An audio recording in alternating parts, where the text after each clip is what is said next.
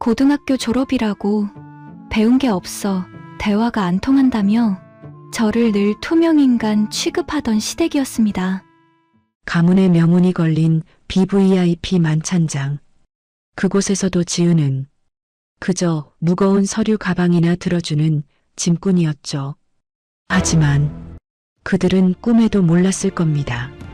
자신들이 벌레 보듯 무시하던 고졸 며느리가 사실은 이 판을 통째로 뒤집어버릴 세계 최고의 협상가였다는 사실을 말이죠. 무능력한 시댁 식구들의 엉터리 대처로 수백억 대 계약이 날아가기 직전 지은이 완벽한 프랑스어로 협상 테이블에 나서자 그들의 얼굴은 사색이 되어버렸습니다.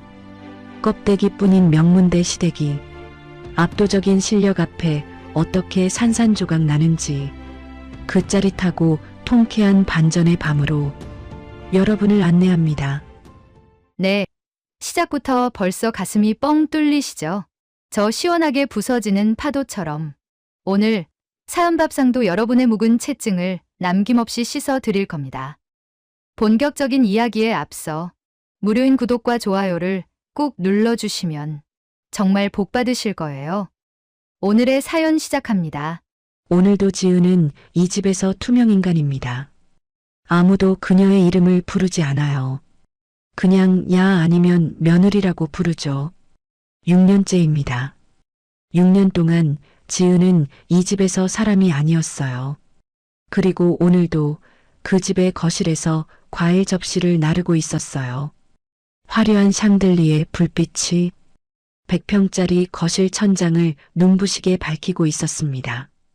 강씨 가문의 저택, 서울 한복판에서도 손꼽히는 고급 주택가에 자리 잡은 이 집은 밖에서 보면 그림 같은 풍경이었어요. 하지만 지은은 알고 있었습니다. 그 우아한 껍데기 속에 숨겨진 추악한 오만함을 누구보다 잘 알고 있었습니다. 그날은 일가 친척들이 모두 모이는 날이었어요.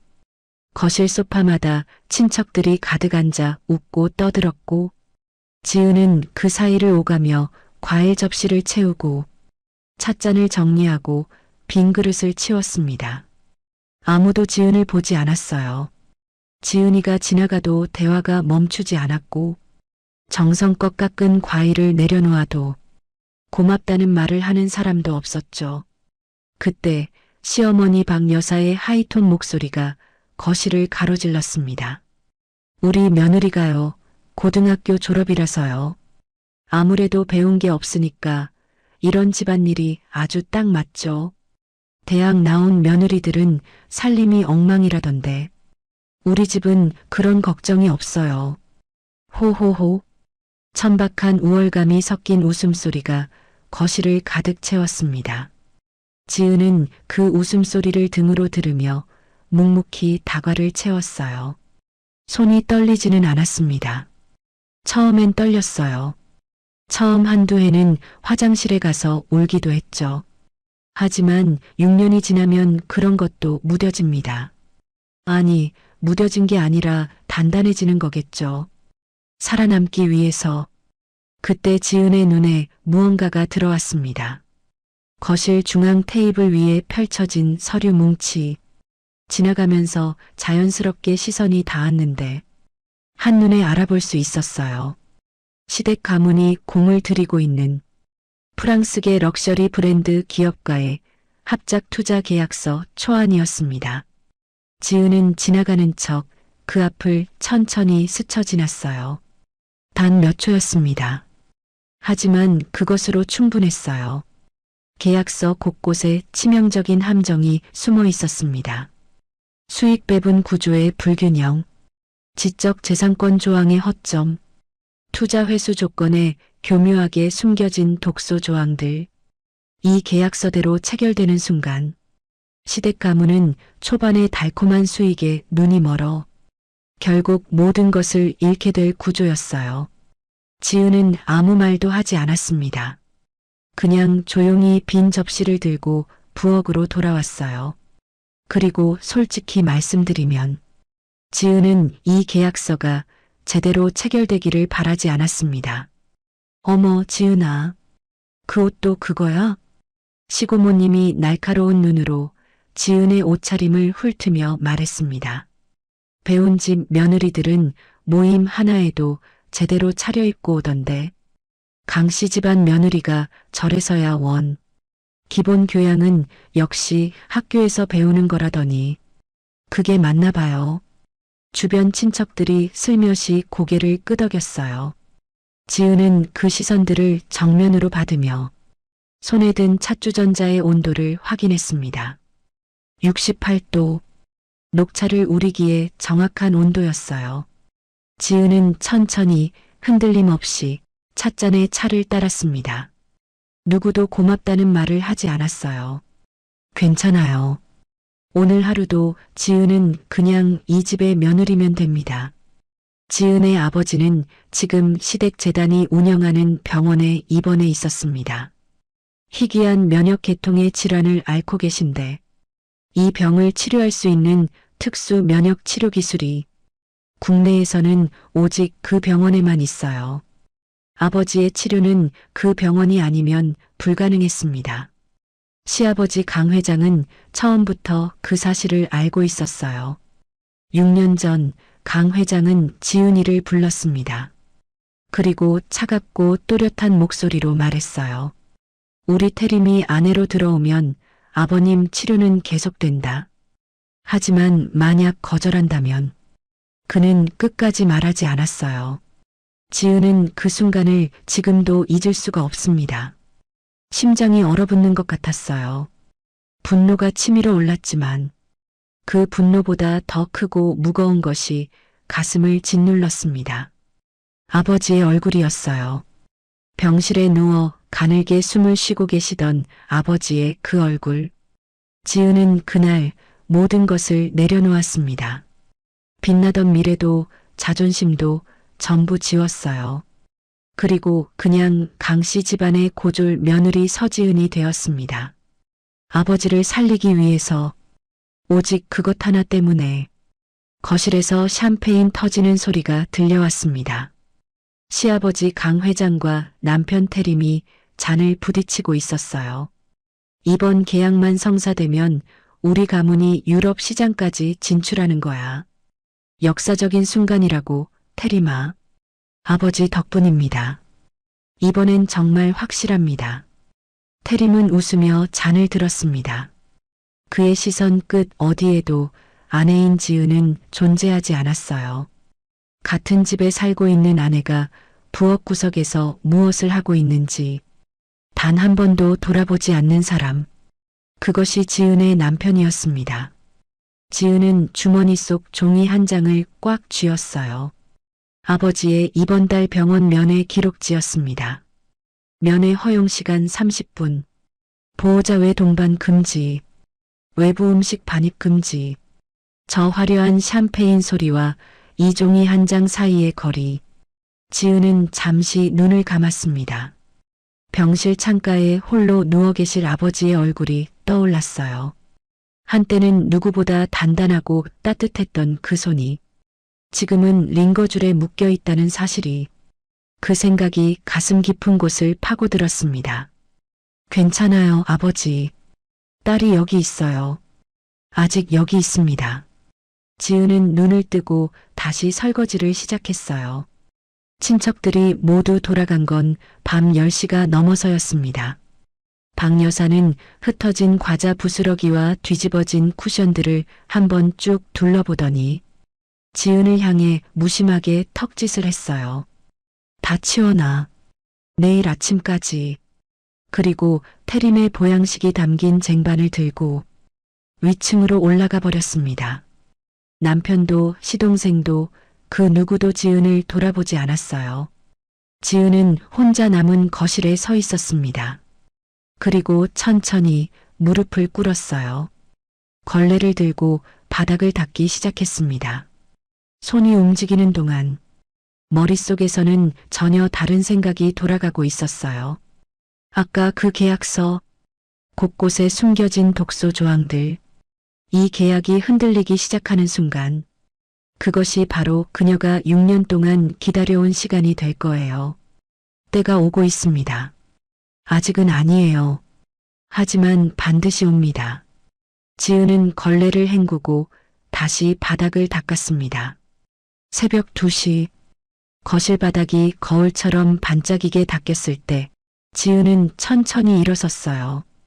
창밖으로 여명이 밝아오고 있었습니다. 어둠이 물러가고 빛이 스며드는 그 경계선 어딘가에 지금 지은의 삶도 서 있었어요. 지은은 앞치마를 다시 고쳐 맸습니다. 서지은이 아닌 강씨 가문의 며느리로 다시 가면을 썼어요. 부엌으로 들어가 도마 앞에 섰습니다. 칼을 들고 채소를 다듬으며 지은은 속으로 나직이 말했어요. 조금만 더 기다리자. 아버지, 딸이 반드시 데리러 갈게요. 그때까지 조금만 버텨주세요. 그 말을 삼키고 지은은 다시 칼질을 시작했습니다. 창밖으로 새벽빛이 조금씩 번져가고 있었어요. 다음 날 아침 7시였습니다. 지은은 새벽 5시부터 일어나 부엌에 서 있었어요. 시댁 식구들의 아침 식사는 7시 정각에 상에 올라가야 했습니다. 1분이라도 늦으면 어김없이 한 소리가 날아왔으니까요. 유기농 채소로 만든 나물 3가지, 직접 끓인 된장찌개, 흰쌀밥, 그리고 계절 과일. 2시간 동안 정성껏 차린 밥상이었습니다.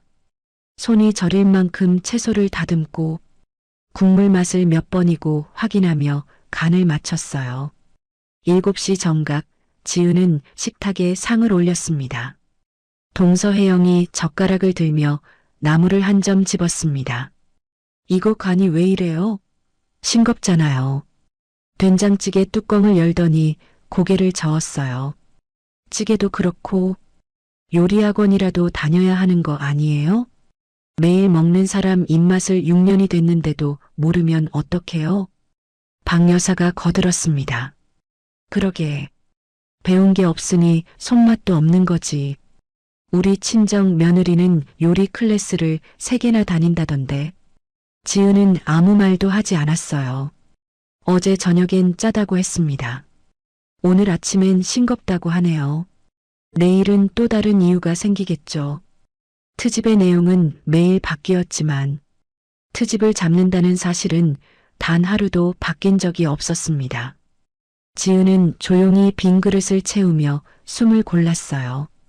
그때 혜영이 핸드백을 들고 나타났습니다. 명품 브랜드의 작은 숄더백이었어요. 혜영은 그것을 지은의 눈앞에 들이밀었습니다. 이거 봐요. 여기 스크래치. 어제 청소하다가 긁은 거잖아요. 지은은 가방을 들여다봤어요. 손톱만 한 작은 흠집이었습니다. 어디서 생긴 건지 알 수 없는 흠집이었지만 지은은 고개를 숙였어요. 미안해. 수리비 알아볼게. 알아보는 게 아니라 물어내야죠. 이거 수입 제품이라 수리비가 보통이 아닌데. 혜영은 가방을 획 낚아채며 자리에 앉았습니다. 지은은 그 모습을 보며 속으로 한번 깊게 숨을 들이쉬었어요. 분명히 하지 않은 일이었습니다. 아니라고 말하고 싶었어요. 억울하다는 말 한마디가 목구멍까지 차올랐지만 지은은 그것을 조용히 삼켰습니다. 지금은 때가 아니었으니까요. 아침 식사가 끝날 무렵 남편 태림이 계단을 내려왔습니다. 넥타이 어딨어?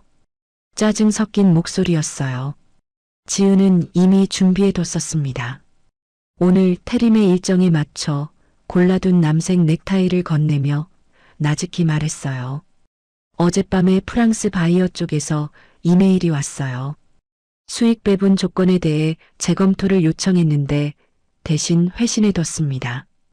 회의에서 7페이지 수정한 기준으로 말씀하시면 됩니다. 태림은 넥타이를 받아들며 거울만 봤습니다. 알았어. 그게 전부였어요.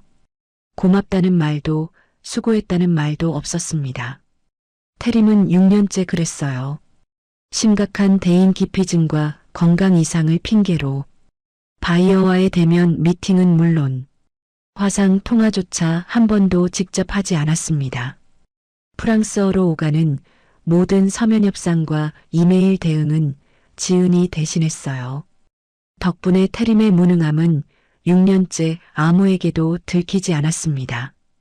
이 집에서 지은은 며느리이자 가정부이자 남편의 그림자였어요.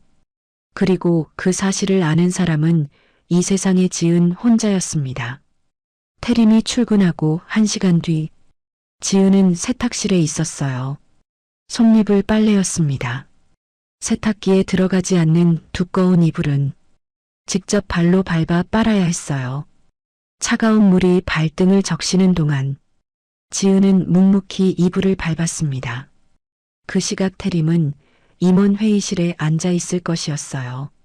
지은이 밤새 작성해준 프랑스어 기획안을 펼쳐놓고 그것을 자신의 실적인 양 발표하고 있을 것이었습니다. 강 회장은 흐뭇하게 고개를 끄덕이며 흡족한 미소를 지을 테고요. 지은은 이불을 한 번 더 힘껏 밟았어요. 억울함이 없다면 거짓말이었습니다.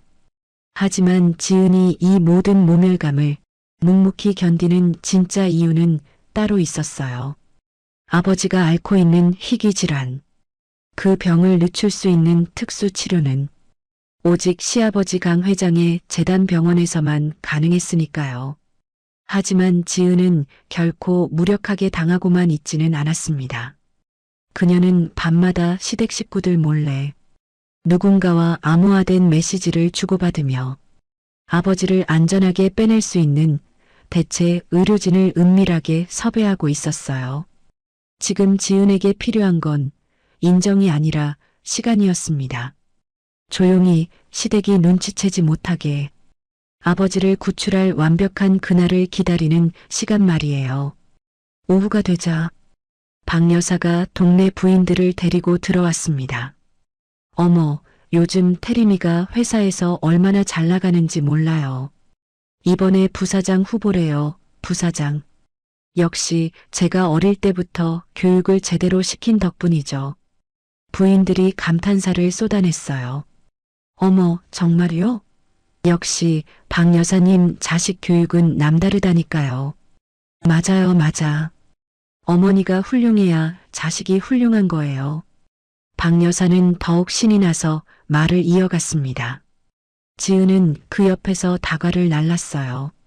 부인들의 시선이 잠깐 지은 쪽으로 향했다가 아무 관심 없다는 듯 다시 박 여사에게로 돌아갔습니다. 지은은 오늘도 이 집에서 투명인간이었어요. 부인들이 돌아간 뒤 지은은 세탁실로 돌아왔습니다. 빨래를 개키며 휴대폰을 확인했어요. 과거 동료에게서 메시지가 와 있었습니다. 글로벌 시장 동향 리포트였어요.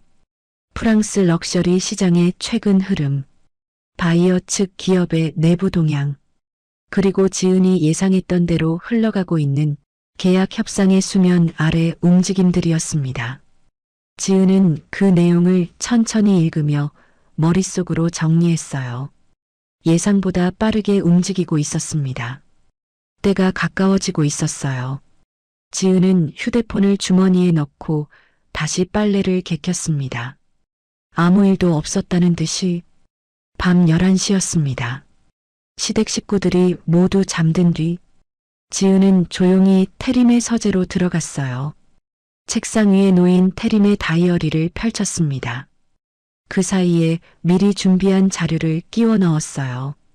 프랑스 바이어의 숨은 의도, 협상에서 반드시 짚어야 할 포인트, 위기 상황 대처법까지 꼼꼼하게 정리한 요약본이었습니다. 지은은 잠시 그 자료를 바라봤어요. 배신할 사람을 위해 자료를 만드는 게 어리석은 짓인 줄 알면서도 그래도 한때는 남편이었으니까요. 한때는 그 사람도 사람이었으니까요. 이것이 마지막이었습니다. 지은이 이 사람을 위해 해줄 수 있는 마지막. 지은은 서재 문을 조용히 닫고 나왔어요. 다음 날 아침이었습니다. 지은은 부엌에서 아침 준비를 하다가 서재 쪽을 흘끗 봤어요. 태림이 다이어리를 들고 나오더니 사이에 끼워진 자료를 무심하게 꺼냈습니다. 한번 훑어보지도 않고 그대로 이면지함에 던져버렸어요. 탁! 그 소리가 유독 크게 들렸습니다. 지은은 다시 도마를 바라봤어요. 손에 든 칼이 채소를 써는 소리만 조용히 이어졌습니다. 다 됐습니다. 마지막 연민도, 마지막 기대도 이제 다 됐어요. 지은은 도마 위에 채소를 가지런히 정리하며 조용히 마음의 문을 닫았습니다. 이제 남은 건 하나였어요. 때를 기다리는 것. 그리고 그때가 왔을 때 단 한 번의 실수도 없이 움직이는 것. 창밖으로 아침 햇살이 부엌 안으로 조용히 스며들고 있었습니다. 지은은 그 빛을 잠깐 바라보다가 다시 칼을 들었어요. 오늘도 하루가 시작됐습니다. 며칠이 흘렀습니다. 강씨 가문의 제삿날이었어요. 제사는 이 집에서 가장 큰 행사 중 하나였습니다. 일가 친척이 모두 모이고 음식은 완벽해야 했으며 모든 준비는 당연하다는 듯 지은의 몫이었어요.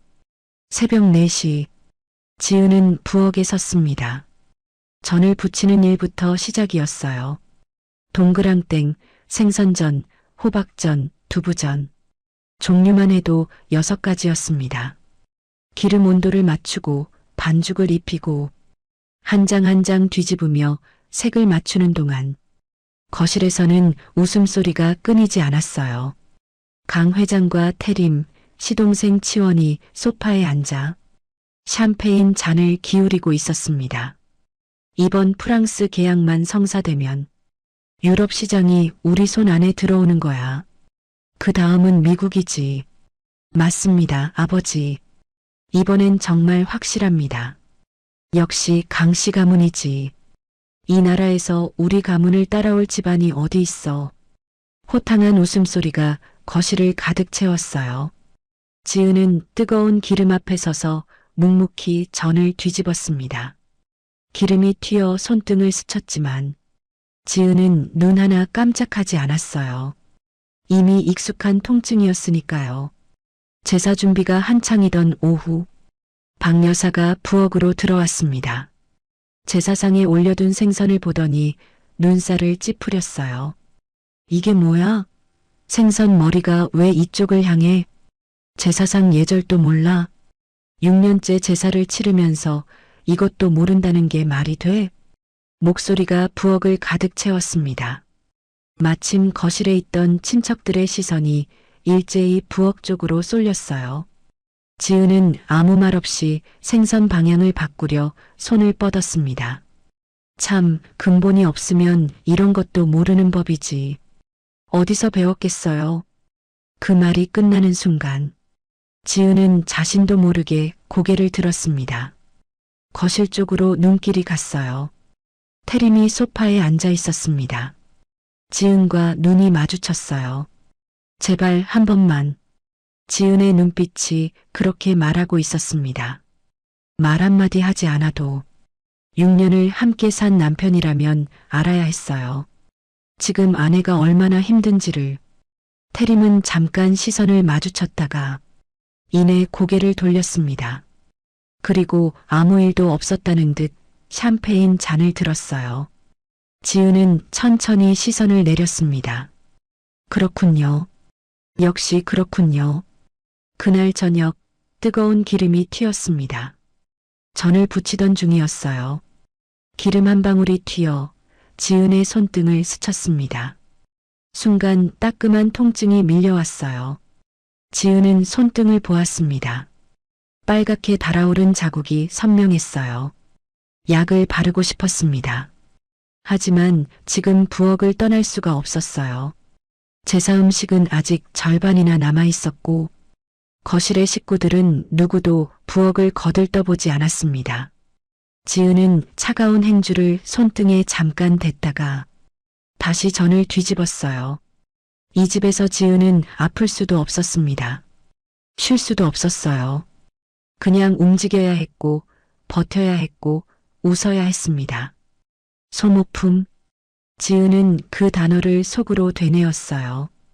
이 집에서 자신은 사람이 아니라 소모품이었습니다. 다르면 갈아 끼우고 고장나면 버리면 그만인 소모품.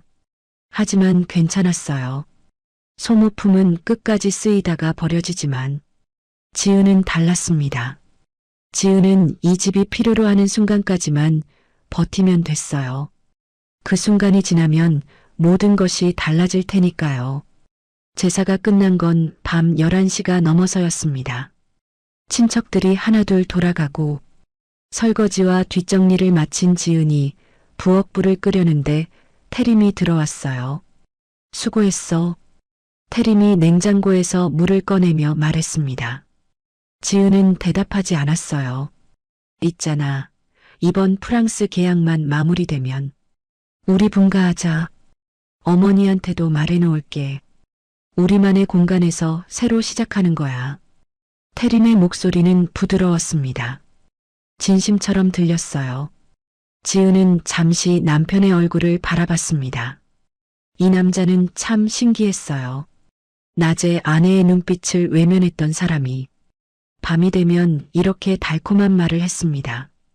상처를 내고 그 위에 반창고를 붙이는 사람.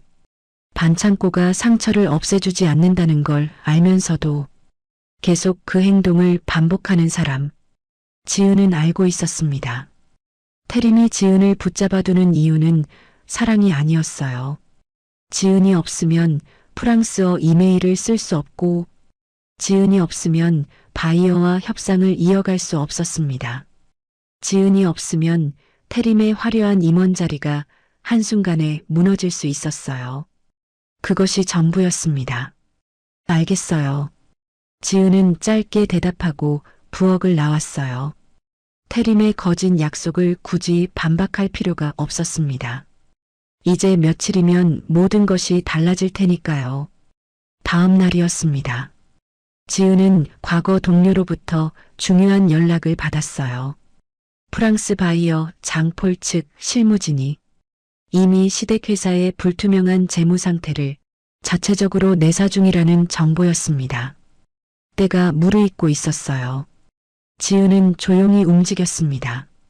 옛 동료를 통해 장폴 측의 결정적인 타격이 될 비자금 정황에 암호화된 익명 제보를 미리 전송해뒀어요. 내사 중인 그들에게 이 제보는 마지막 퍼즐 조각이 될 것이었습니다. 그리고 같은 날 오후 또 하나의 연락이 왔습니다. 오랜 기간 비밀리에 접촉해온 해외 의료진으로부터였어요. 아버지를 안전하게 치료할 수 있는 대체 의료 시스템이 준비됐다는 소식이었습니다. 사설 이송팀 섭외까지 최종 확정됐어요. 지은은 잠시 눈을 감았습니다. 드디어였어요. 6년 동안 준비해온 모든 것이 하나씩 제자리를 찾아가고 있었습니다. 아버지를 시댁병원에서 빼낼 수 있는 길이 열렸고 시댁 가문을 무너뜨릴 결정적인 증거가 바이어의 손에 들어갔어요.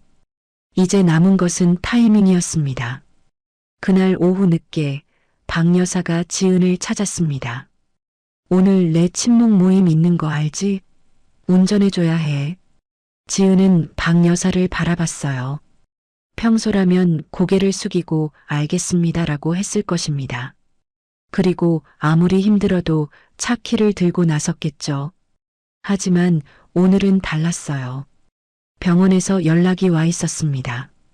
아버지의 상태를 직접 확인해야 했어요. 이송 준비를 위해 반드시 병원에 가야 했습니다. 지은은 마침 외출 준비를 하고 내려오는 태림을 절박하게 쳐다봤어요. 여보, 아버지가 위급하대요. 어머님 모셔다 드리는 것만 당신이 좀. 하지만 태림은 시계를 보며 짜증스럽게 손을 내저었습니다. 나 오늘 상무님하고 중요한 골프 약속 있는 거 몰라? 당신이 알아서 해. 태림은 그대로 현관문을 나서버렸습니다. 마지막 남은 일말의 기대마저 무참히 짓밟히는 순간이었어요. 지은은 손에 들고 있던 차 키를 천천히 바닥에 내려놓았어요. 죄송합니다. 오늘은 병원에 가야 합니다. 박 여사의 눈이 커졌습니다. 뭐, 지금 나한테 안 된다는 거야? 6년 동안 한 번도 내 말을 거역한 적이 없더니 갑자기 이게 무슨 짓이야? 목소리가 높아졌습니다. 하지만 지은은 흔들리지 않았어요. 아버지가 위급합니다. 그 한마디를 남기고 지은은 현관문을 열었습니다. 태어나서 처음으로 시댁의 명령을 거역한 채로 병원에 도착한 건 저녁 6시였습니다. 지은은 아버지의 병실 앞 복도에 잠시 서 있었어요. 병실 유리 너머로 아버지의 모습이 보였습니다. 침대에 누워 천장을 바라보고 계셨어요.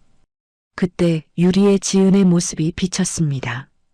낡은 면 블라우스, 기름때가 살짝 뺀 앞치마 자국, 손등에 빨간 화상 자국, 머리카락은 하루 종일 부엌에서 일한 탓에 흐트러져 있었어요. 지은은 그 모습을 가만히 바라봤습니다. 이게 나인가요? 6년 전 아시아 최고의 협상가로 불리던 서지은. 유럽과 미국을 누비며 수천억짜리 계약을 성사시키던 그 사람이 지금은 이런 모습으로 서 있었습니다. 하지만 지은은 고개를 들었어요. 괜찮습니다. 이 모습은 잠시일 뿐이에요. 지은은 병실 문을 열고 들어갔습니다. 아버지의 손을 조용히 잡았어요. 아버지는 딸을 보며 힘겹게 미소를 지었습니다. 그 미소를 보는 순간 지은의 가슴 속에서 무언가가 단단하게 굳었어요. 이 집에서 더 이상 자신을 잃지 않겠다고, 이 위선적인 집안을 위해 단 한 방울의 눈물도 낭비하지 않겠다고, 그리고 반드시 아버지를 이곳에서 데려가겠다고. 지은은 아버지의 손을 꼭 쥐었습니다. 지은이 병원에서 돌아온 그날 밤이었습니다. 시댁 저택의 불빛은 여전히 환하게 켜져 있었어요. 현관문을 열고 들어서는데 강 회장의 서재 쪽에서 낮은 목소리들이 흘러나오고 있었습니다. 지은은 발걸음을 멈췄어요. 주방으로 가던 길이었습니다. 하루 종일 병원을 오가느라 지친 몸이었지만 물 한 잔이 필요했어요. 복도를 지나는데 서재 문이 반쯤 열려 있었습니다. 지은은 그 앞을 지나치려다 자신도 모르게 걸음을 멈췄어요. 문틈으로 보이는 장면이 있었습니다. 강 회장이 상석에 앉아 있었어요. 박 여사가 그 옆에서 서류를 건네고 있었고 태림은 소파에 앉아 고개를 숙이고 있었습니다. 시동생 치원도 한쪽 구석에 조용히 앉아 있었어요. 가족회의였습니다. 지은이 없는 가족회의. 태림이 부사장으로 올라가는 마당에 저런 며느리를 데리고 있으면 안 되지. 재벌가 영애들 중에 태림이한테 관심 있는 집안이 한두 군데가 아니야. 이 기회에 정리해야 해. 박 여사의 목소리는 차분했습니다. 마치 오래전부터 준비해온 말을 읊는 것처럼요. 지은이한테 귀책 사유를 만들어서 내보내면 돼. 위자료 한 푼 줄 필요 없어. 배운 것도 없고 집안도 없는 애가 뭘 어떻게 하겠어. 증거도 없잖아. 강 회장이 천천히 고개를 끄덕였습니다. 어차피 쓸 만큼 썼잖아. 태림아, 네가 결정해. 태림은 아무 말이 없었어요. 문틈 너머로 보이는 남편의 어깨가 미세하게 떨렸습니다. 아주 짧은 망설임. 하지만 박 여사의 날카로운 눈초리가 닿자 태림은 이내 고개를 숙이고 펜을 쥐었습니다. 6년을 헌신한 아내보다 부사장이라는 허울뿐인 권력이 그에게는 더 무거웠던 겁니다. 그리고 태림의 손이 움직였어요. 서류에 도장을 찍는 소리가 들렸습니다. 탁! 지은은 벽에 등을 기댔어요. 눈을 감았습니다. 가슴 어딘가가 서늘하게 식어가는 것을 느꼈어요. 슬픔이 밀려올 것 같았습니다. 6년을 함께 산 남편이 자신을 버리는 소리를 들었으니까요. 하지만 이상했어요. 눈물이 나오지 않았습니다. 슬픔 대신 놀랍도록 차갑고 맑은 이성이 지은의 머릿속을 채웠어요. 마치 뜨겁게 달아올랐던 무언가가 완전히 식어버린 것처럼. 더 이상 태울 것이 남아있지 않은 것처럼. 그래요. 역시 그렇군요. 지은은 조용히 주방으로 걸어갔습니다. 물 한 잔을 따라 천천히 마셨어요. 창밖에는 별이 떠 있었습니다. 아무것도 모른다는 듯 고요하고 아름다운 밤하늘이었어요. 지은은 물컵을 내려놓고 방으로 올라갔습니다. 방에 들어온 지은은 노트북을 열었습니다. 차갑고 빠른 손놀림으로 파일들을 하나씩 정리하기 시작했어요. 6년 동안 태림을 대신해 작성했던 프랑스어 이메일 전체, 바이어와 주고받은 협상 자료 일체, 태림의 이름으로 발송됐지만 실제로는 지은이 밤을 새워 작성한 기획안들, 임원회의 발표 자료들 모두 개인 클라우드에 백업했습니다. 파일 하나하나를 옮기는 동안 지은의 머릿속에는 6년의 시간이 스쳐 지나갔어요. 새벽 2시에 혼자 앉아 프랑스어 자료를 작성하던 날들, 태림이 회의실에서 박수를 받는 동안 세탁실에서 이불을 밟던 오후들, 고맙다는 말 한마디 듣지 못하면서도 다음날 또 자료를 준비했던 밤들, 그 모든 시간이 이제 증거가 됐습니다. 태림의 화려한 임원 자리가 사실은 아내의 능력 위에 세워진 모래성이었다는 것을 증명할 증거, 누구도 부정할 수 없는 6년치의 기록들, 백업 완료 표시가 화면에 떴어요.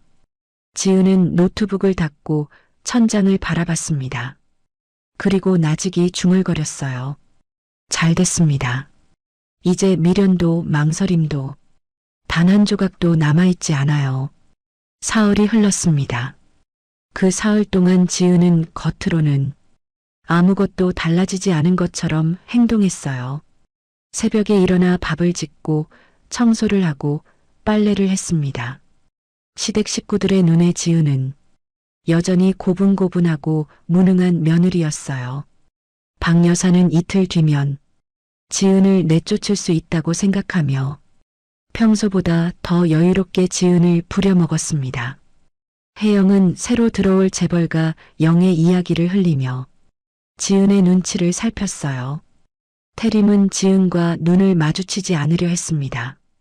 아무도 몰랐어요. 수면 아래에서 모든 것이 움직이고 있다는 것을. 해외 신탁 계좌에 묶여있던 자금이 국내로 들어왔습니다. 오랜 시간 비밀리에 준비해온 사설 의료팀이 조용히 국내에 도착했어요. 아버지를 이송할 모든 준비가 차질 없이 갖춰졌습니다. 그리고 마침내 그날이 왔어요. 지은은 아무렇지 않은 얼굴로 장을 보러 나가는 척 집을 나섰습니다.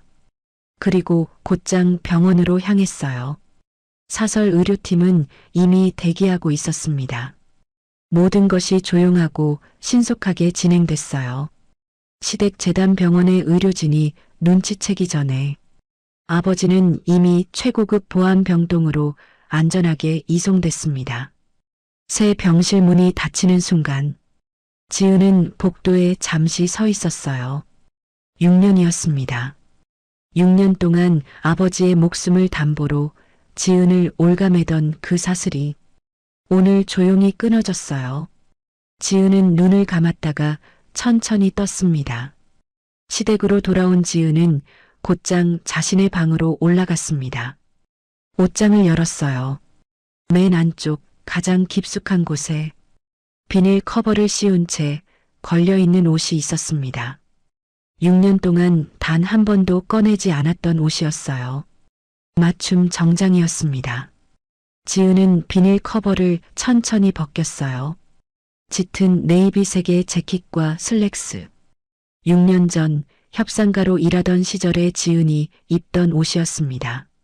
아시아 최고의 컨설팅 펌에서 유럽과 미국을 오가며 수천억짜리 계약을 성사시키던 그 시절의 옷. 지은은 그것을 손에 들고 잠시 바라봤어요. 그리고 옷장 한쪽 구석에 걸려있던 낡은 앞치마를 집어들었습니다. 6년 동안 매일 두르던 앞치마였어요.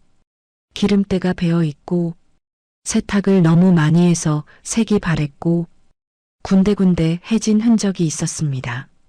지은은 그것을 쓰레기통에 던졌어요. 탁! 소리 하나가 방 안에 울렸습니다. 지은은 정장을 들고 거울 앞에 섰어요. 거울 속의 지은은 오랜만에 자신의 눈을 똑바로 바라봤습니다. 피곤하고 초라해 보였지만 그 눈빛 깊은 곳에는 6년 동안 단 한 번도 꺼지지 않았던 불씨가 살아 있었어요. 아직 꺼지지 않았습니다. 지은은 휴대폰을 들어 옛 동료에게 전화를 걸었어요. 나야. 그동안 우리가 물밑에서 세워둔 계획. 이제 실행할 때가 왔어. 아시아 지사 대표직 복귀 절차. 지금 바로 시작해줘. 전화기 너머로 잠깐의 침묵이 흘렀습니다. 그리고 동료의 목소리가 들려왔어요. 기다리고 있었어. 다 준비돼 있어. 우리 모두 네가 돌아오길 기다렸어. 지은은 전화를 끊고 창밖을 바라봤습니다. 저녁 노을이 하늘을 붉게 물들이고 있었어요. 6년 만에 처음으로 그 노을이 아름답게 보였습니다. 서지은이 돌아오고 있었어요. 그때 방문 너머로 박 여사의 목소리가 들려왔습니다. 지은아, 잠깐 나와봐. 지은은 정장을 다시 옷장에 걸고 방을 나왔어요. 박 여사는 거실 소파에 앉아 서류 뭉치를 훑어보고 있었습니다. 내일 있을 프랑스 바이어 만찬 자료인 듯 했어요. 내일 BVIP 만찬 있는 거 알지?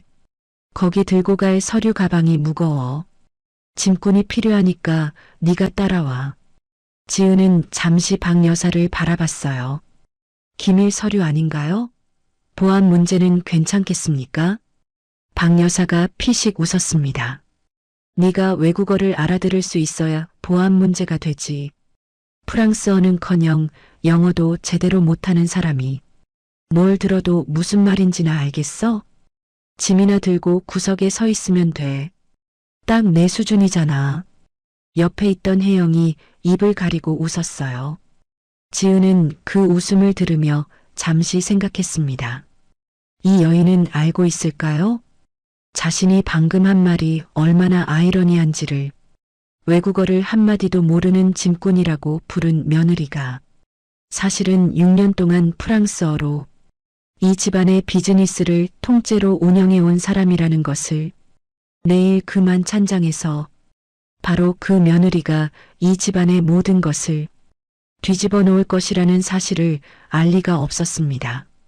지은은 고개를 숙였어요. 알겠습니다. 따라가겠습니다. 방으로 돌아와 문을 닫았습니다. 거울 앞에 다시 섰어요. 입술 끝이 아주 살짝, 거의 알아차릴 수 없을 만큼 살짝 올라갔습니다. 내일이었어요. 6년을 기다려온 그날이 드디어 내일이었습니다. 지은은 옷장을 열고 맞춤 정장을 다시 한번 바라봤어요. 그리고 조용히 옷장 문을 닫았습니다. 내일 아침 이 옷을 입을 것이었어요. 오늘 밤이 지나면 더 이상 앞치마를 두를 일은 없을 테니까요. 운명의 날이 밝았습니다. 지은은 그날 아침 새벽 4시에 눈을 떴어요. 시댁 식구들이 모두 잠든 고요한 시간이었습니다. 지은은 욕실 거울 앞에 서서 천천히 오랫동안 자신의 얼굴을 바라봤어요. 피곤한 얼굴이었습니다. 6년의 세월이 고스란히 담긴 얼굴이었어요. 하지만 그 눈빛만큼은 달랐습니다. 오늘이라는 날을 향해 6년 동안 꺼지지 않고 살아온 불씨가 그 눈 속에서 조용히 타오르고 있었어요. 지은은 옷장을 열었습니다. 맨 안쪽에 걸린 맞춤 정장을 꺼냈어요. 짙은 네이비색의 재킷을 걸치는 순간 거울 속의 지은이 달라 보였습니다. 6년 만에 돌아온 서지은이었어요. 지은은 재킷 단추를 하나씩 채우며 지난 시간을 떠올렸습니다. 지은의 아버지는 작은 무역회사를 운영하는 사람이었어요. 넉넉하지 않은 형편이었지만 아버지는 딸을 회사에 데리고 다니며 직접 세상을 가르쳤습니다. 지은이 14살 때부터였어요. 바이어와의 미팅 자리에 앉혀두고 계약서를 함께 읽고 협상이 어떻게 이루어지는지를 눈으로 보게 했습니다. 지은에게는 남다른 재능이 있었어요. 언어였습니다. 한 번 들은 외국어는 절대 잊지 않았어요. 15살에 영어를 독학으로 익혔고 17살에는 프랑스어를 스펀지처럼 흡수했습니다. 대학에 갈 형편이 되지 않았지만 지은에게 대학은 필요하지 않았어요. 아버지의 회사 현장이 지은의 학교였고 계약서가 지은의 교과서였습니다. 20살의 지은은 아버지 회사의 프랑스 바이어와 단독으로 협상을 진행했어요. 그 계약을 성사시킨 뒤 자리에 함께 있던 해외 컨설팅 펌 관계자가 지은을 찾아왔습니다. 학력은 묻지 않겠습니다. 우리와 함께 일하시겠어요? 그것이 시작이었어요. 지은은 22살에 아시아 최고의 컨설팅 펌에 입사했습니다. 학벌도 배경도 인맥도 없었어요. 오직 실력 하나였습니다. 그리고 10년이 지나지 않아 아시아 총괄 협상가가 됐어요. 유럽과 미국, 동남아시아를 누비며 수천억짜리 계약을 성사시켰습니다. 사람들은 그녀를 에이미 서라고 불렀어요. 학벌 없이 세계 무대에 선 전설. 계약서를 단 몇 초 만에 읽어내는 눈. 어떤 언어로도 협상을 이끌어가는 능력. 그것이 서지은이었습니다. 그리고 그 모든 것을 지은은 6년 동안 이 집에서 철저히 숨겨왔어요. 지은은 거울을 바라봤습니다. 맞춤 정장 위에 낡은 겉옷을 덧입었어요. 오늘 저녁까지만 더. 오늘이 지나면 이 가면은 영원히 벗을 수 있었습니다. 저녁 6시였습니다. 서울 시내에서도 손꼽히는 최고급 호텔의 그랜드 볼룸, 샹들리에 불빛이 연회장 전체를 황금빛으로 물들이고 있었어요. 세계 각국의 비즈니스 거물들이 샴페인 잔을 기울이며 담소를 나눴습니다. 어디를 봐도 화려하고 품격 있는 풍경이었어요. 그 화려한 풍경 속에서 지은은 연회장 가장 구석에 서 있었습니다. 양손에는 두툼한 서류 가방 2개가 들려 있었어요. 박 여사가 맡긴 짐이었습니다. 어깨가 저려올 만큼 무거웠지만 지은은 표정 하나 바꾸지 않았어요. 오가는 사람들은 지은을 보지 않았습니다. 화려한 드레스와 정장들 사이에서 낡은 겉옷을 입고 서류 가방을 들고 서 있는 여자를 눈여겨볼 사람은 아무도 없었어요. 누군가의 시선이 잠깐 지은 쪽으로 향해도 이내 다른 곳으로 흘러갔습니다. 짐꾼이려니 하고 지은은 그 시선들을 담담하게 받아냈어요. 6년 동안 익숙해진 시선이었으니까요. 투명 인간의 시선, 없는 사람 취급하는 시선. 하지만 오늘만큼은 그 시선들이 전혀 아프지 않았습니다. 오히려 다행이었어요. 아무도 주목하지 않는 구석이야말로 지은에게는 가장 좋은 자리였으니까요. 조금 있으면 달라질 테니까요. 지은은 연회장 중앙 테이블을 조용히 바라봤습니다. 중앙 테이블에는 프랑스 본사의 수석 바이어 장폴이 앉아 있었어요. 50대 초반의 프랑스 신사였습니다. 은빛 머리카락과 날카로운 눈빛, 흠 하나 없는 수트 차림이었어요. 업계에서 까다롭기로 소문난 인물이었습니다. 협상 테이블에서 단 한 번도 손해보는 계약을 맺은 적이 없다는 사람이었어요. 강 회장과 태림, 시동생 치원이 잔뜩 굳은 얼굴로 그들을 맞이했습니다. 강 회장은 애써 여유 있는 미소를 지으려 했지만 그 미소가 자연스럽지 않았어요. 언제나 군림하고 지배하던 그 사람이 지금 이 순간만큼은 상대의 표정을 읽으려 안간힘을 쓰고 있었습니다. 지은은 구석에서 그 장면을 조용히 바라봤어요.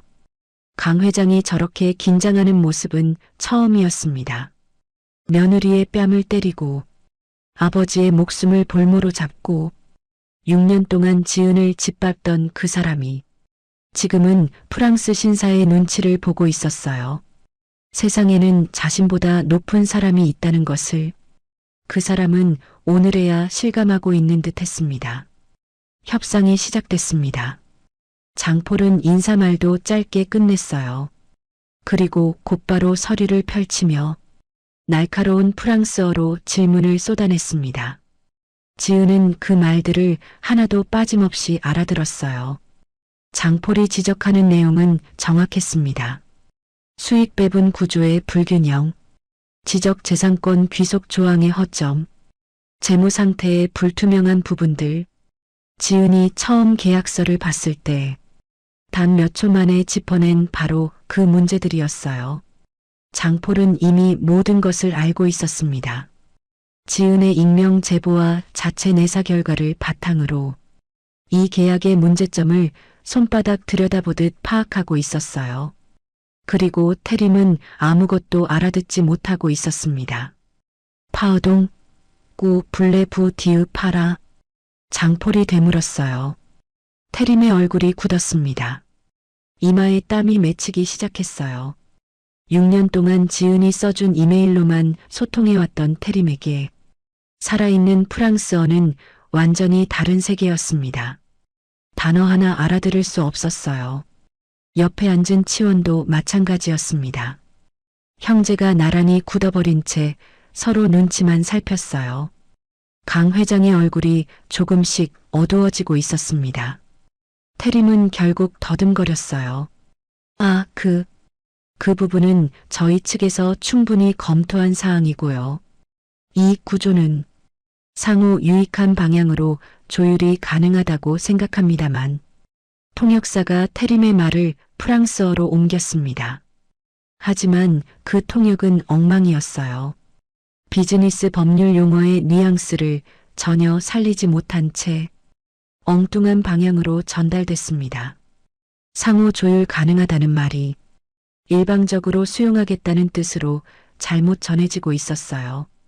지은은 구석에서 그 통역을 들으며 눈을 감았습니다. 저 오역 하나가 협상 전체를 망치고 있었어요. 통역사의 실수가 아니었습니다. 애초에 이 수준의 협상을 감당할 준비가 전혀 되어 있지 않은 사람들이 테이블에 앉아 있는 것이 문제였어요. 장폴의 눈빛이 바뀌었습니다. 의심에서 불쾌감으로, 불쾌감에서 확신으로, 자신들을 기만하고 있다는 확신으로 장폴이 천천히 서류를 덮었어요. 신사숙녀 여러분, 우리는 같은 비전을 공유하지 않는 것 같습니다. 그리고 실무진에게 짧게 지시했습니다. 일어서는 신호였어요. 연회장에 무거운 정적이 흘렀습니다. 강 회장이 자리에서 벌떡 일어났어요. Wait, please. We can discuss this further. 더듬거리는 영어였습니다. 태림도 옆에서 무언가를 보태려 했지만 말이 나오지 않았어요. 치원은 굳어버린 채 서류만 붙잡고 있었습니다. 그들의 조잡한 대처는 장폴의 불신을 가중시킬 뿐이었어요. 구석에서 박 여사가 발을 동동 굴렀습니다. 얼굴이 하얗게 질려 있었어요. 입술을 달싹였지만 아무 말도 나오지 않았습니다.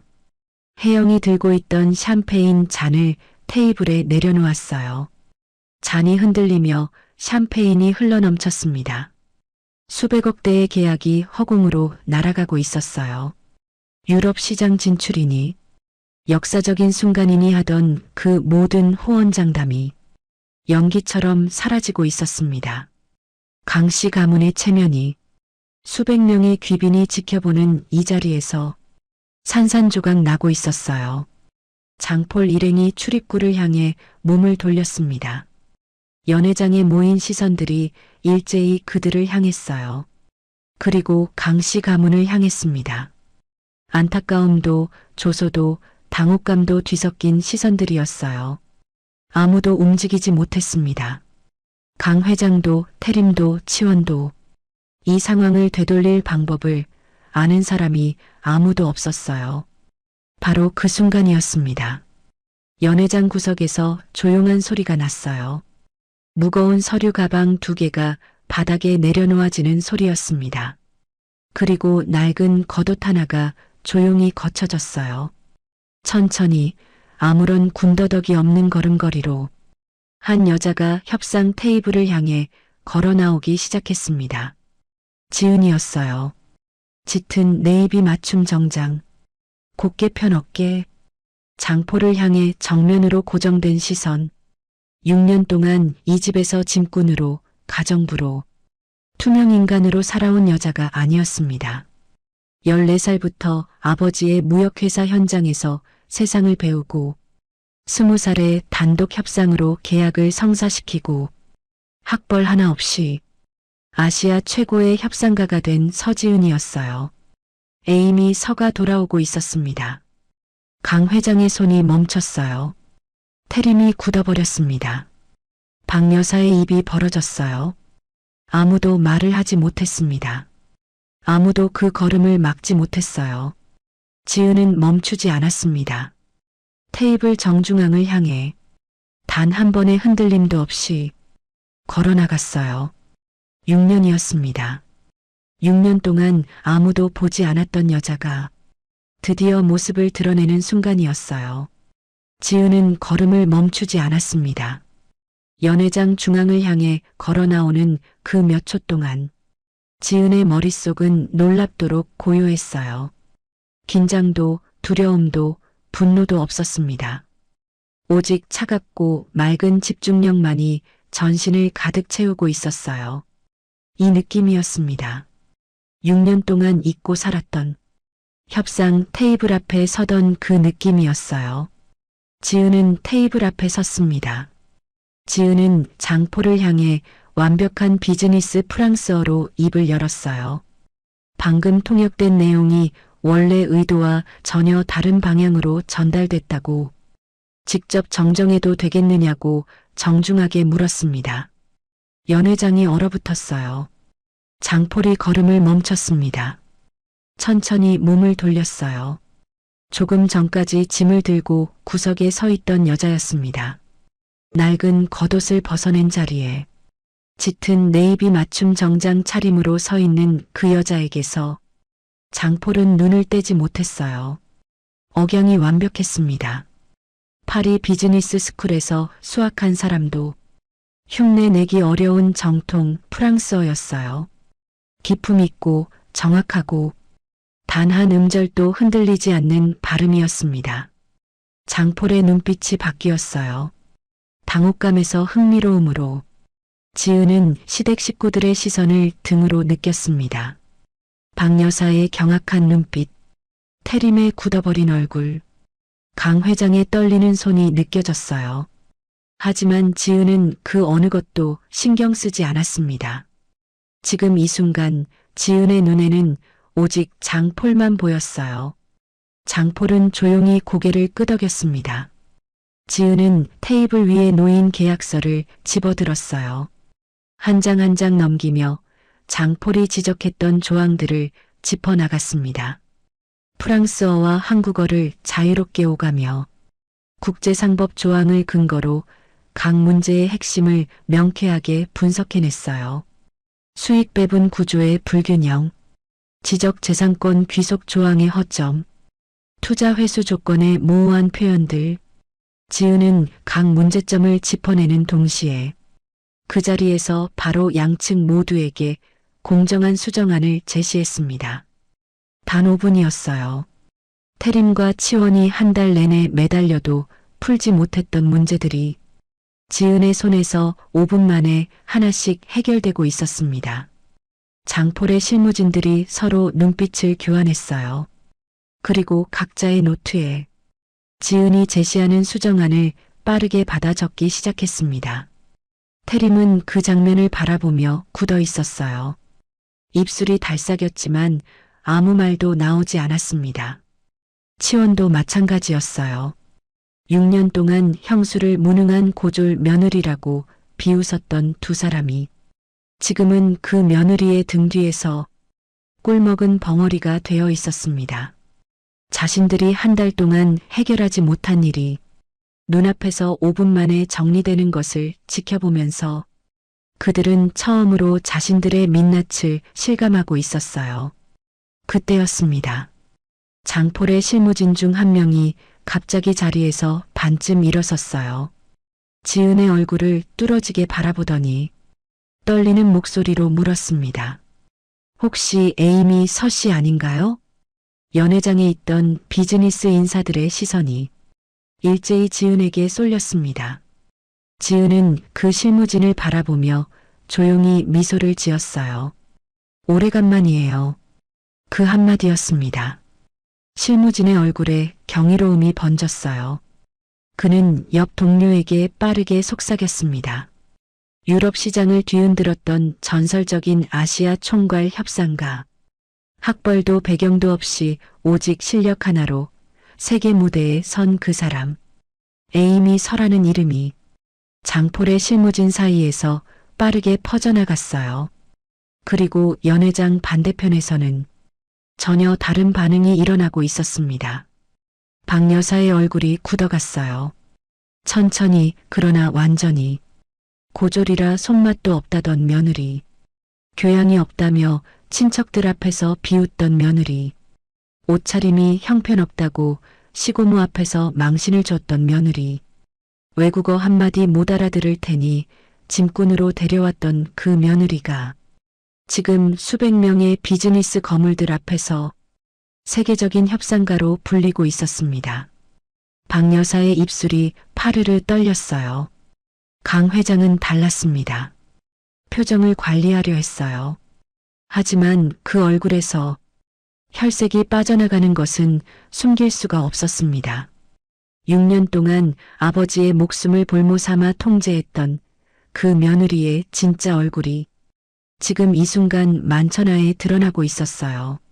자신이 6년 동안 짓밟고 부려먹었던 사람이 사실은 세계가 인정한 전문가였다는 사실이 강 회장의 가슴에 서늘한 냉기로 스며들고 있었습니다.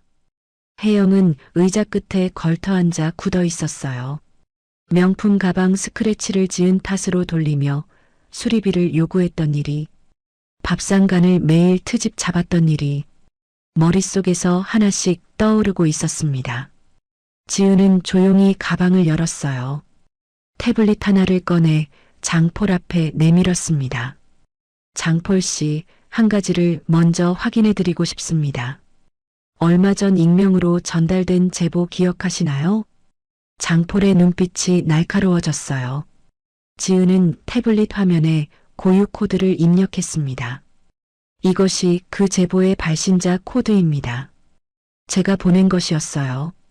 장폴은 지은이 내민 태블릿의 화면과 자신의 수석 비서를 번갈아 쳐다봤습니다. 비서가 재빠르게 자신의 노트북을 두드려 암호화된 코드를 대조했어요. 짧은 정적. 이내 비서가 장폴을 향해 고개를 끄덕였습니다. 완벽하게 일치합니다, 회장님. 그제야 장폴은 천천히 고개를 들어 지은을 바라봤어요. 의심이 완전한 신뢰로 바뀌는 순간이었습니다. 익명 제보를 보낸 사람이 에이미 서였다는 사실이 그 제보의 신뢰도를 완벽하게 증명했어요. 왜 익명으로 보내셨습니까? 장폴이 물었습니다. 아직 준비가 되지 않았을 때였으니까요.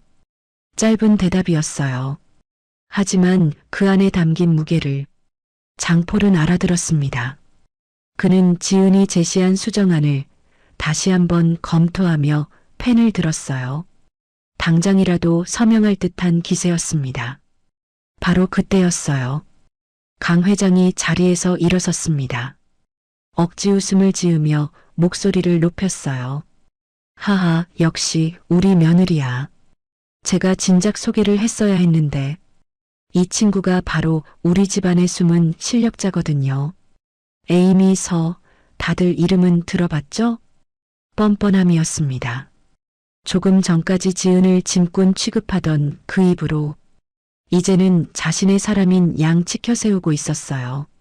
6년 동안 며느리를 투명인간으로 살게 했던 그 사람이 지금은 그 며느리의 빛을 빌리려 하고 있었습니다.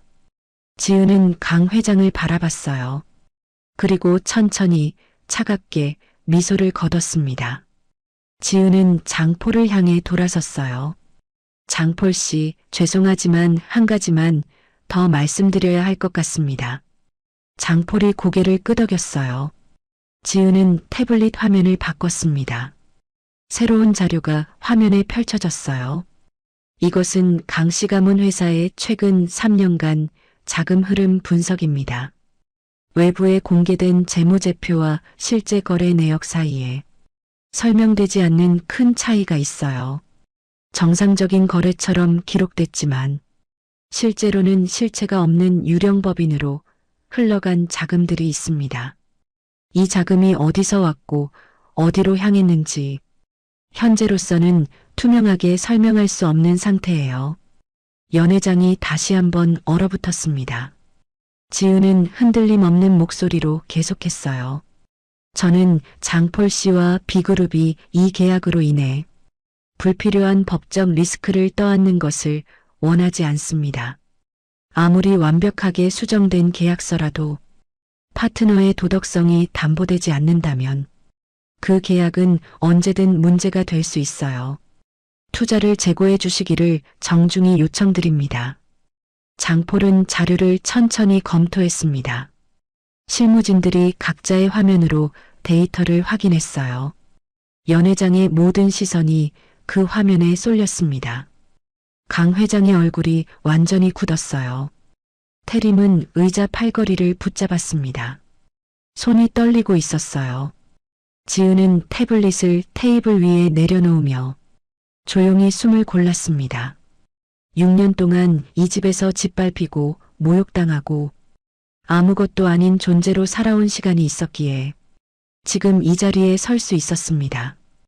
뺨이 달아오르던 날들이, 무릎을 꿇고 바닥을 닦던 새벽들이, 차가운 물에 발을 담그고 이불을 밟던 오후들이 모두 이 순간을 위한 것이었어요. 지은은 장폴을 향해 마지막으로 말했습니다. 판단은 장폴 씨께 맡기겠습니다. 그 말을 끝으로 지은은 한 발 물러섰어요. 연 회장에는 무거운 침묵이 흘렀습니다. 강 회장도 태림도 박 여사도 아무 말을 하지 못했어요. 수백 명의 귀빈들이 숨을 죽이고 장폴의 다음 말을 기다리고 있었습니다. 6년을 기다려온 지은도 조용히 그 침묵 속에 서 있었어요. 침묵이 흘렀습니다. 장폴은 태블릿 화면의 자료를 천천히 검토했어요. 실무진들이 각자의 화면으로 데이터를 확인했습니다. 연 회장에 모인 수백 명의 귀빈들이 숨을 죽이고 그 다음을 기다리고 있었어요. 아무도 말하지 않았습니다. 아무도 움직이지 않았어요. 그 침묵이 길면 길수록 강씨 가문 사람들의 얼굴은 점점 굳어갔습니다. 그리고 장폴이 입을 열었어요. 장폴의 목소리는 낮고 단호했습니다. 이것은 단순한 계약 실패가 아니라고 했어요. 투자자를 기만한 행위이며 국제상거래의 기본적인 신뢰를 저버린 것이라고 했습니다. 그는 강씨 가문 측의 무능력과 기만을 조목조목 짚어나갔어요. 감정적이지 않았습니다. 오히려 그 차분함이 더 무겁게 연 회장을 눌렀어요. 그리고 마지막으로 한마디를 덧붙였습니다. 투자를 즉각 철회하겠다고. 그 말이 끝나는 순간 연 회장이 웅성거리기 시작했어요. 장폴은 자리에서 일어섰습니다. 실무진들이 일사불란하게 서류를 정리했어요. 그리고 지은을 향해 짧게 고개를 숙였습니다. 말 한마디 없는 인사였지만 그 안에 담긴 의미는 분명했어요. 감사하다는 뜻이었습니다. 장폴 일행이 연 회장을 빠져나갔어요. 그들의 뒷모습이 문 너머로 사라지는 순간 연 회장은 순식간에 아수라장이 됐습니다. 강 회장이 의자에 주저앉았어요. 천천히 힘없이 무너지듯 앉았습니다. 방금 전까지 여유 있는 미소를 지으려 했던 그 사람이 지금은 그 미소의 흔적조차 찾아볼 수 없었어요. 얼굴은 잿빛이었고 눈빛은 초점을 잃었습니다. 수백억 대의 계약이 사라졌어요. 유럽 시장 진출의 꿈이 사라졌습니다. 그리고 강씨 가문의 치부가 이 자리에 모인 전 세계 비즈니스 인사들 앞에 낱낱이 드러났어요. 웅성거림이 연회장을 가득 채웠습니다. 귀빈들이 서로에게 속삭였어요. 시선들이 강씨 가문을 향했습니다. 동정도, 조소도, 당혹감도 뒤섞인 시선들이었어요. 지은은 그 혼란 속에서 조용히 가방을 들었습니다. 그리고 태림에게로 걸어갔어요. 태림은 굳어 있었습니다. 사색이 된 얼굴로 지은을 바라보고 있었어요. 입술이 달싹였지만 말이 나오지 않았습니다. 조금 전까지만 해도 부사장 자리가 확정됐다고 믿었던 사람이 지금은 모든 것이 무너지는 소리를 듣고 있었어요. 지은은 그 앞에 섰습니다. 그리고 미리 준비해둔 서류 봉투를 태림의 가슴팍에 안겨줬어요. 태림이 봉투를 내려다봤습니다. 손이 떨렸어요. 봉투 안에는 2가지가 들어 있었습니다. 이혼 소장이었어요.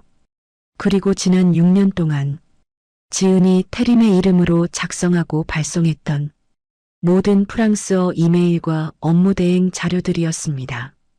태림의 화려한 임원 경력이 사실은 아내의 손 위에 세워진 것이었음을 증명하는 6년치의 기록들이었어요. 태림의 얼굴이 무너졌습니다.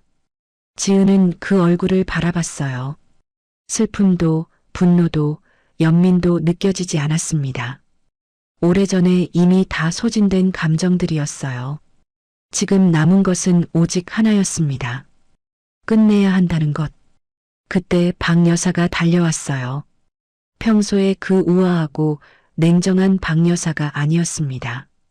체면도 위신도 모든 것을 내던진 얼굴이었어요. 지은의 팔을 붙잡았습니다. 지은아, 제발. 한 번만, 딱 한 번만 가족의 정을 생각해봐. 장폴한테 다시 가서 말해줘. 우리가 잘못했어. 다시 기회를 달라고. 응? 네가 말하면 들을 거야. 제발. 목소리가 떨렸어요. 지은은 박 여사의 손을 내려다봤습니다. 6년 동안 그 손이 해온 일들이 머릿속에 스쳐 지나갔어요. 친척들 앞에서 며느리의 학력을 비웃던 손, 청소를 다 치워놓으라고 턱짓하던 손, 고졸이라 손맛도 없다며 밥상을 트집 잡던 손. 지은은 조용히 그 손을 떼어냈어요. 가족의 정이요? 지은이 낮게 말했습니다. 어머니, 저는 6년 동안 이 집에서 가족이었던 적이 한 번도 없었어요. 박 여사의 얼굴이 일그러졌습니다. 무언가를 더 말하려 했지만 지은은 이미 시선을 거뒀어요. 태림이 다가왔습니다. 눈가가 붉어져 있었어요. 눈물이 맺혀 있었습니다. 지은아, 내가 잘못했어. 내가 다 잘못한 거야.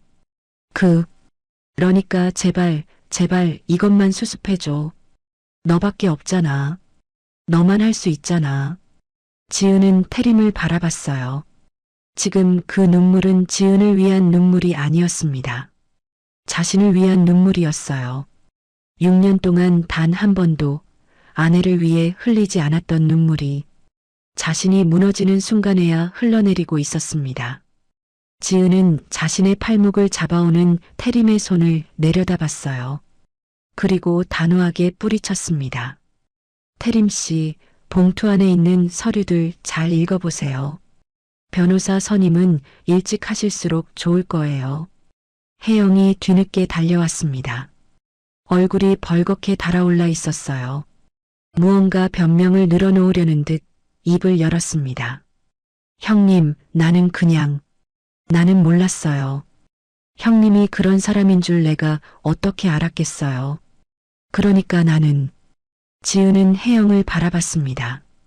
그리고 짧게 웃었어요. 말 한마디 없는 냉소였습니다. 6년 동안의 모든 것을 담은 그 냉소 하나가 어떤 말보다 더 많은 것을 말하고 있었어요. 지은은 혜영에게 등을 돌렸습니다. 연회장 출입문이 보였어요. 지은은 그 문을 향해 걸어갔습니다. 한 걸음. 뒤에서 소리들이 들려왔어요. 박 여사의 울음소리, 태림이 무언가를 외치는 소리, 강 회장이 누군가에게 고함을 지르는 소리, 혜영이 누군가를 탓하는 소리, 무너지는 소리들이었습니다. 지은은 뒤를 돌아보지 않았어요. 걸을수록 그 소리들이 멀어졌습니다. 6년 동안 지은을 짓눌렀던 것들이 한 걸음씩 뒤에 남겨지고 있었어요. 고졸 며느리라는 이름이, 짐꾼이라는 자리가, 투명인간이라는 존재감이 모두 저 뒤에 남겨지고 있었습니다. 어깨가 가벼워졌어요. 이상하게도 눈물이 나오지 않았습니다. 오히려 지은의 가슴속은 조용했어요. 차갑지도 뜨겁지도 않은 고요함이었습니다. 이것이 자유였어요. 지은은 연회장 문을 밀고 나왔습니다. 밤 공기가 차가웠어요. 지은은 잠시 그 자리에 서서 깊게 숨을 들이마셨습니다. 차가운 공기가 폐 깊숙이 들어왔어요. 6년 동안 이 집의 공기 속에서 숨을 참아온 것 같았는데 지금에야 처음으로 제대로 숨을 쉬는 느낌이었습니다. 호텔 앞 도로에 검은 세단이 대기하고 있었어요. 지은은 차에 올라탔습니다. 차 문이 닫혔어요. 연회장의 소란이 완전히 차단됐습니다. 지은은 창밖을 바라봤어요. 그리고 아버지가 생각났습니다. 병실 침대에 누워 계시던 아버지, 링거줄에 묶인 손, 딸이 면회 올 때마다 애써 미소를 지으시던 그 얼굴, 아무것도 모른 채 딸이 고생하는 것을 막지 못해 미안하다고 가늘게 떨리는 목소리로 속삭이시던 그 말씀. 아버지는 알고 계셨어요. 딸이 자신 때문에 그 집에 들어갔다는 것을, 딸이 자신 때문에 6년을 버텼다는 것을, 그래서 면회를 갈 때마다 아버지의 눈에는 눈물이 고여 있었던 것이었어요. 지은의 눈이 뜨거워졌습니다. 아버지, 이제 다 됐어요. 딸이 약속을 지켰습니다. 아버지를 그 병원에서 안전하게 모셨고 아버지를 볼모로 잡았던 사람들에게 오늘 그 값을 치르게 했어요. 6년 동안 참아온 모든 것이 오늘 이 순간 비로소 끝이 났습니다. 이제 아버지 곁에 있을 수 있어요. 이제 딸로서, 사람으로서, 서지은으로서 살 수 있습니다. 지은은 눈을 감았다가 천천히 떴어요. 뜨거워진 눈가를 손끝으로 살짝 눌렀습니다. 세단이 천천히 출발했어요. 도로 위의 불빛들이 창밖으로 흘러갔습니다. 지은은 그 불빛들을 바라보며 조용히 생각했어요. 내일입니다. 6년을 버텨온 끝에 드디어 내일이 왔어요. 세단은 밤거리를 가로질러 새로운 내일을 향해 달려가고 있었습니다. 만찬장 사건이 있고 한 달이 흘렀습니다. 강씨 가문이 무너지는 데는 그리 오랜 시간이 걸리지 않았어요. 지은이 건넨 서류 봉투 안의 진실이 업계에 퍼지며 태림의 화려한 껍데기는 산산조각 났습니다.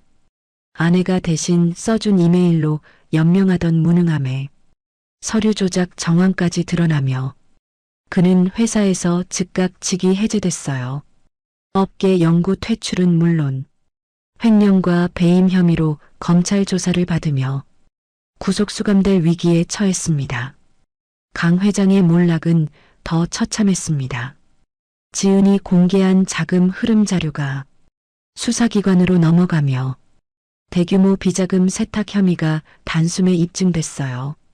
강 회장은 즉각 구속됐고 회사는 최종 부도를 맞았습니다.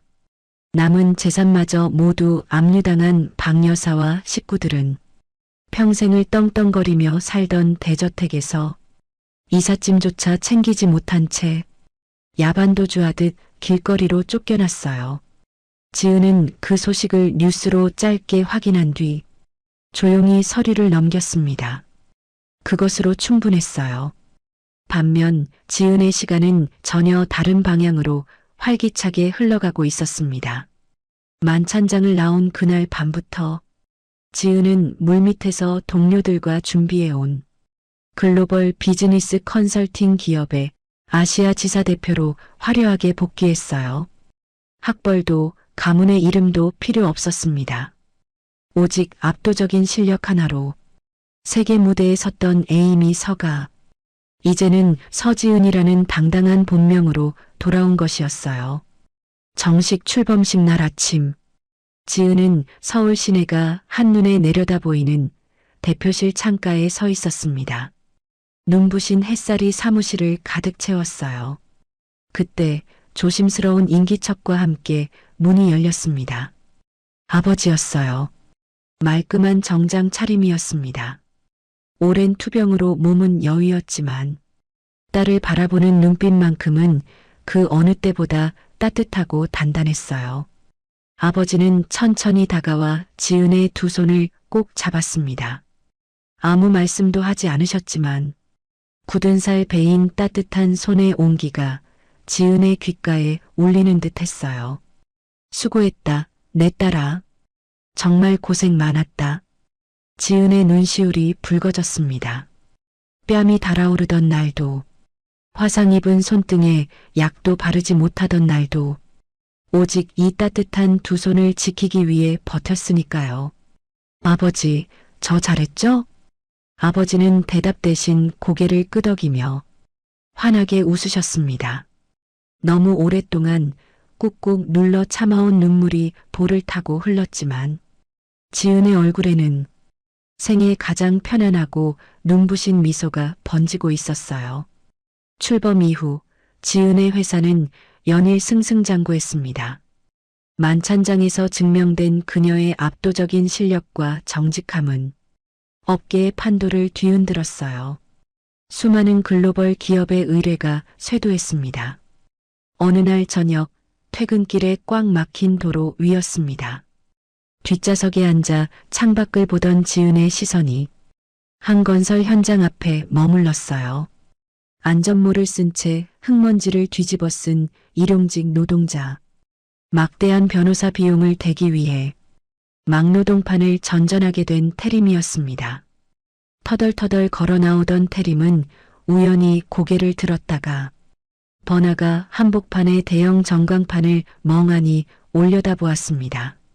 그곳에는 업계의 낡은 관행을 깨부순 혁신의 아이콘, 서지은 대표의 당당한 인터뷰 영상이 화려하게 흘러나오고 있었어요.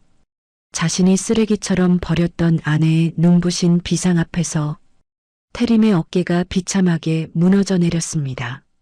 지은은 그 초라한 뒷모습을 잠시 바라보았어요. 통쾌함도 연민도 없었습니다.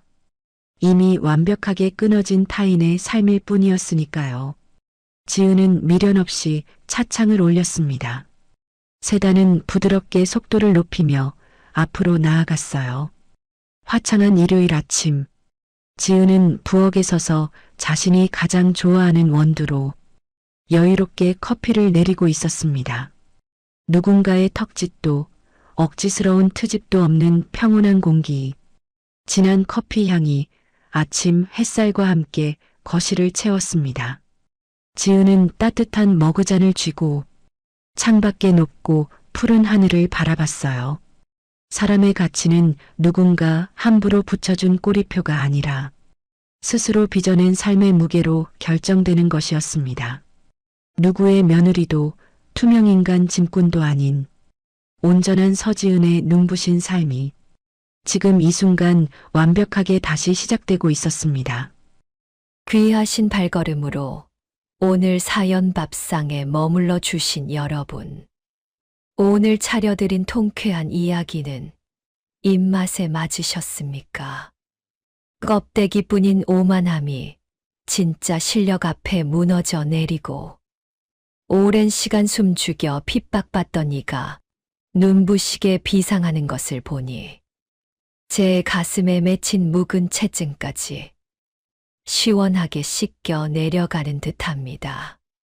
세상사 억울하고 원통한 일이 참으로 많다 하나 결국 악한 자는 벌을 받고 선한 이는 빛을 보는 것이 하늘의 이치 아니겠습니까? 오늘의 이 속 시원한 결말이 여러분의 고단한 일상에 작은 위로가 되셨다면 부디 구독과 좋아요를 눌러주세요. 여러분의 귀한 응원 한 번이 저에겐 더없이 큰 힘이 됩니다. 다음 영상에서도 여러분의 꽉 막힌 속을 뻥 뚫어드릴 정성 가득한 사연 수라상을 지어 올리겠습니다. 부디 옥체 강령하시옵고 오늘 당신의 눈물이 내일의 보석이 되길 응원합니다. 다음 밥상에서 또 뵙겠습니다. 감사합니다.